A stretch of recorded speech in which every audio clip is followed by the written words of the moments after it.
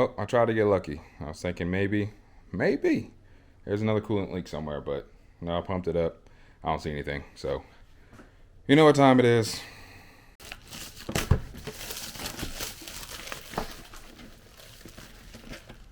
All right, I'm gonna check the plugs since I gotta pull them out anyways, and go from there. I'm gonna go out on a limb here, and I'm gonna call it cylinder 6. I feel like there's always something going on in the back of these cars, so cylinder 6. That's my guess.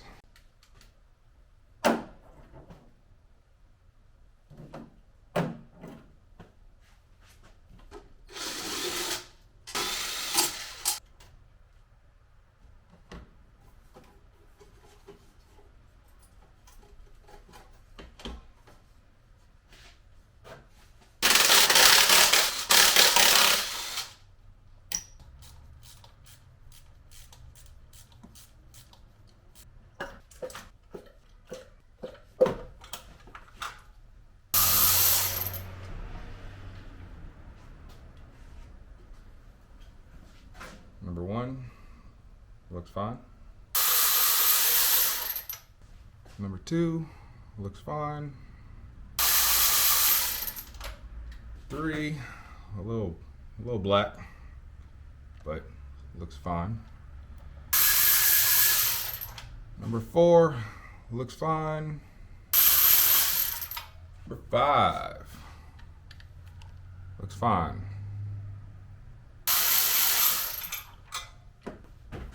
Number 6 looks fine.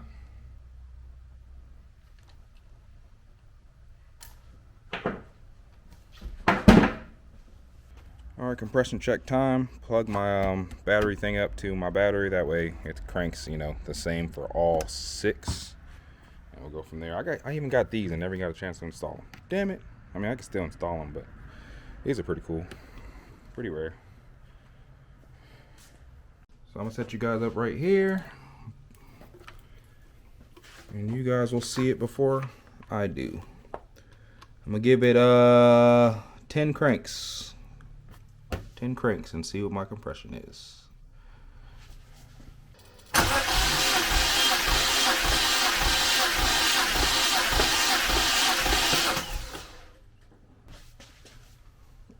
It's not a good start. Was it like 130, 135? I was expecting somewhere in the 180 range. I mean, it is cold, but still, that's kind of looks like shit. Cylinder number 2.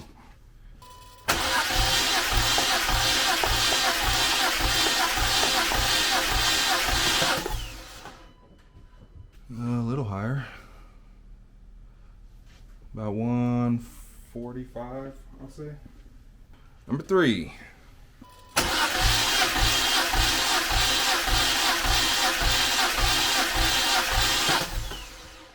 About the same. So it's not the best compression, but so far it's even, and that is kind of important. But we ain't done yet. Now we can get into the back half. Usually when stuff happens, it happens to the back half. All right, number 4.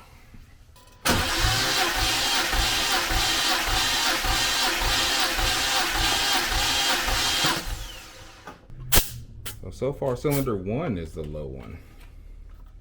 All right, number 5.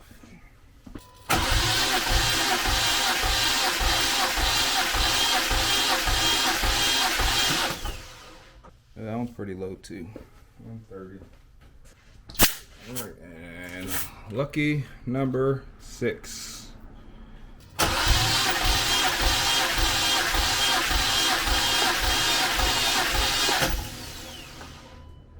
Oh, 6 is good. 6 is the strongest one. What the fuck? That's crazy. All right, so 6 is 150. Huh. And the results are in. Going from compression results from cylinder 1 through 6. 135, 145, 145, 145, 130, 150. You can argue that the 130 could be 135. It's, it's an analog gauge, it's not digital, so it's kind of like a guess. But even still, if you count it as 130, it's only 20 psi lower than the highest, which is at 150. I was expecting one of them to be like less than 100, somewhere in like the 80 to 60 mark, but that doesn't seem to be the case. So that's kind of interesting. So that, you know, I think under normal circumstances, this is fine. So it must only act up when the car is under boost. So I think it must be drinking coolant somewhere when it's under boost. So yeah, but that's not as bad as I thought. I know a leak down test will probably be better, maybe a little bit more accurate, but I don't have an air compressor, so I don't have a leak down tester. So I just bought this, you know, just now. So that's interesting. So not really sure where to go from here. I'm thinking now. Now I'm thinking.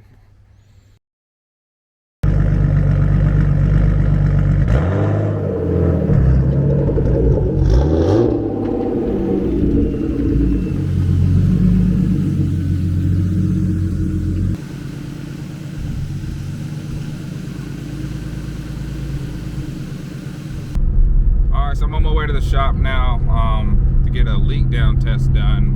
Checked to make sure everything was bled and everything. Got heat blasting through the heater right now. Everything seems bled, everything seems okay. I'm just staying out of boost, just driving it real calm, and we'll see what the leak down test says.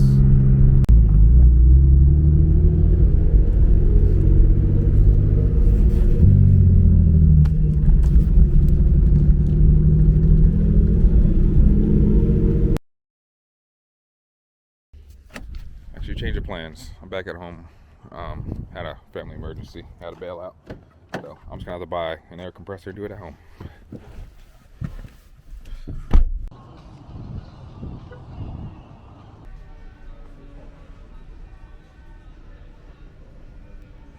Should be good enough.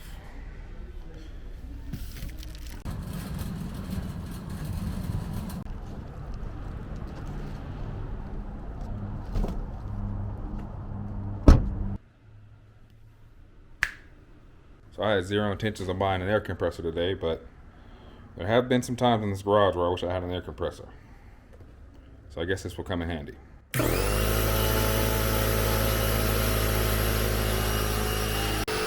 That thing is loud. Damn.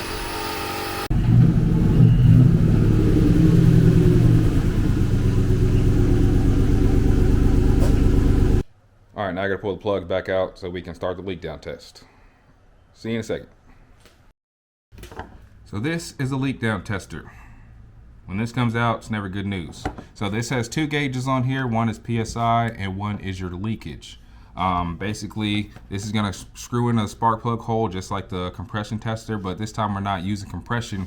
We're actually pushing air into it through this, and then it's gonna tell us how much it's actually leaking back. So this is what the air compressor hooks up to. This is why I have an air compressor now. And right here, we're gonna pump it up to 100 PSI, and that's gonna tell me how much it's actually leaking. So right there, it tells you about, if it leaks about 20%, that's good.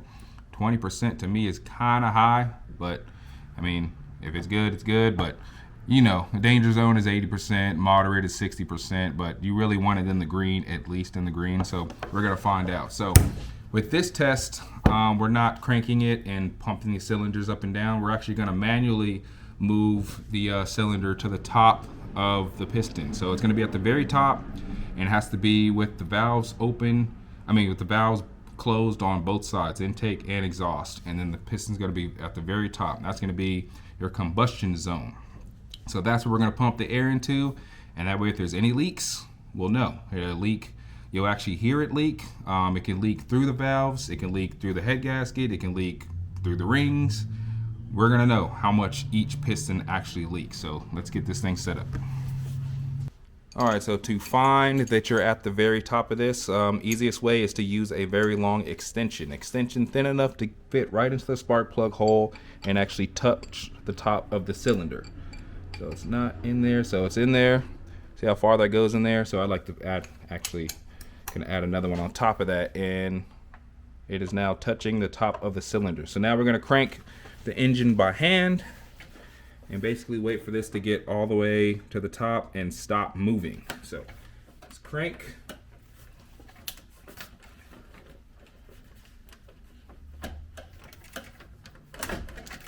So we see it's coming up right now.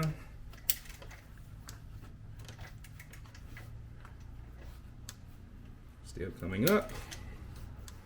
And when it stops moving up, we're going to be at the very, very top. Still going up. Jesus Christ. I must have started this at the bottom of the compression. I think. And there it is. So it stopped moving on that crank. So that should be closed. I'll screw this bad boy in. Just like the compression tester. All right, so we're gonna hook this up right here. And now we're just gonna turn this up all the way to 100 PSI. Can you guys see it? There, I'm gonna put you down here. So we're gonna watch this for this at the same time, all right? And if we hear anything, we'll know. I mean, we'll see leakage here and etc. So let's start twisting this. It just start cranking PSI through. So you can hear leaking already. So I don't think it's actually all the way closed. Hold on.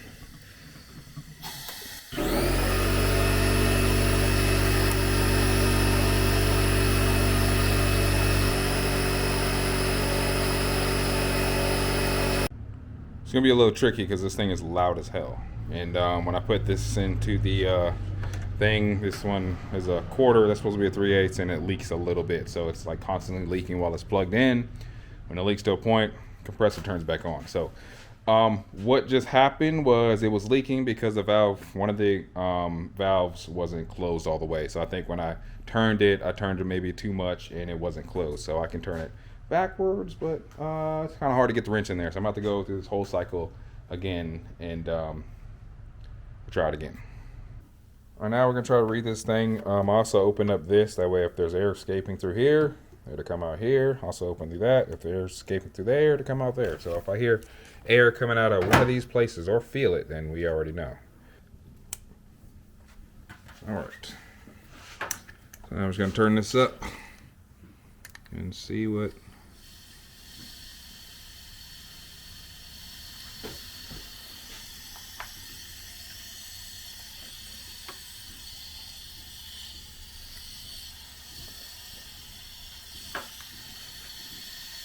I don't know what this is doing. That is not supposed to be that high. I'm barely at 40 PSI. What the hell is this thing doing?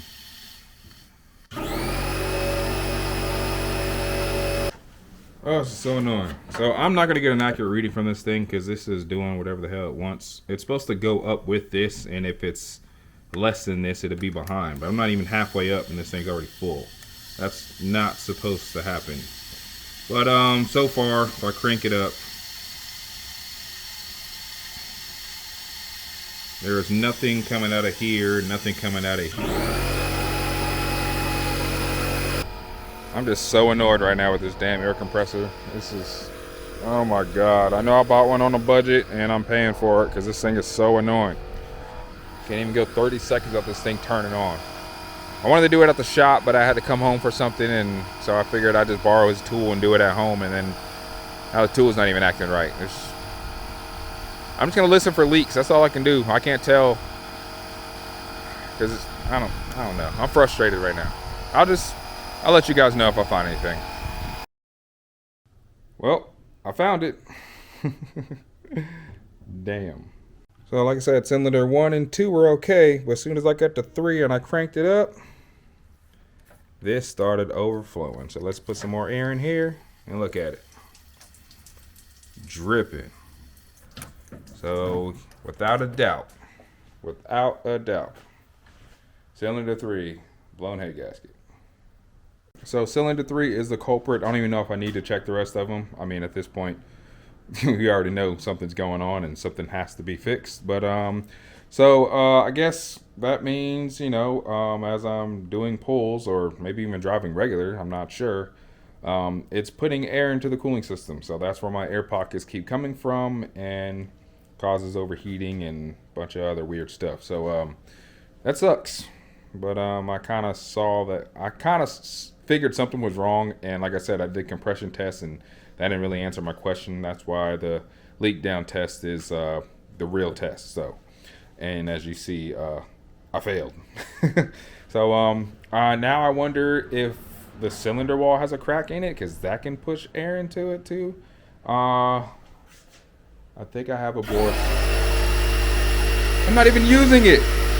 So I put it way over there in the corner instead of being over here on top of my toolbox. So it's like literally in the corner of the damn garage. Still loud, but it's out of my way. And but still. Anyways, I said I wanted to check for cracks. I actually bought a borescope a long time ago, because you know when you go to Harbor Freight, you can't spend less than $100. Like I just can't. Like I will go to Harbor Freight specifically for something, and even know in my head where it is in the store, and I will walk a different direction. I will come in there and just beeline it to some other random stuff. Like, I think I can use that. I kind of need that. And so I bought this. It's shitty. It looks like it's gonna be shitty. Hopefully I can actually see something, but I at least want to see if I can check the walls and see if I see any cracks or anything. But I don't know. But cylinder 3 is definitely a problem.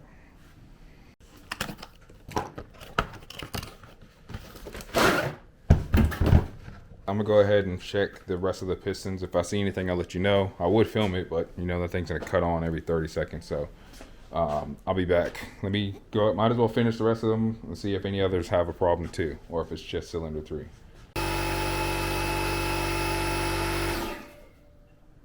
Okay, so I just tested the rest of the cylinders. It's only number 3.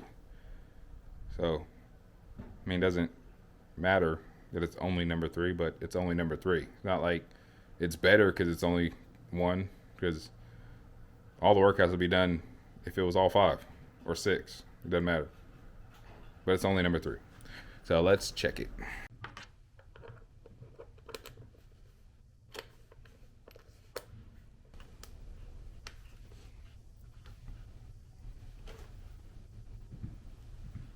Whoa. It actually ain't bad. That's me. It looks real contrasty on camera right now. Oh, there's my ear. Hey, how you doing? That's cool. My mouth looks terrible. All right, trying to set you guys up so you can see what I'm seeing. So just gonna go into cylinder number 3 and see if anything stands out. Colors are kind of weird. Come on, get in the cylinder, boy. I can't find the hole. All right, let's see. I'm not going to be able to see anything. What does this button do? Oh, it flips it. There's the contrast. Yeah, there's no way I could see the walls. That does me no good. I can see the piston. I don't see anything on the piston. But there's no way I can see the walls. Not with this thing. Unless there's like mirror attachments. I don't know. Let me look at the box real quick. Yeah, I don't know what none of this stuff is. This does absolutely nothing.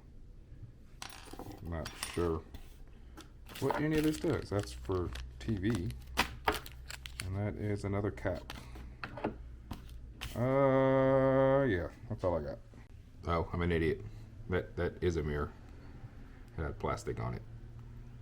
So, there. Took that off, now it's a mirror. So I guess I attached this to here somehow. So you put this little cap over it, and the cap has a groove in there to hold it in place.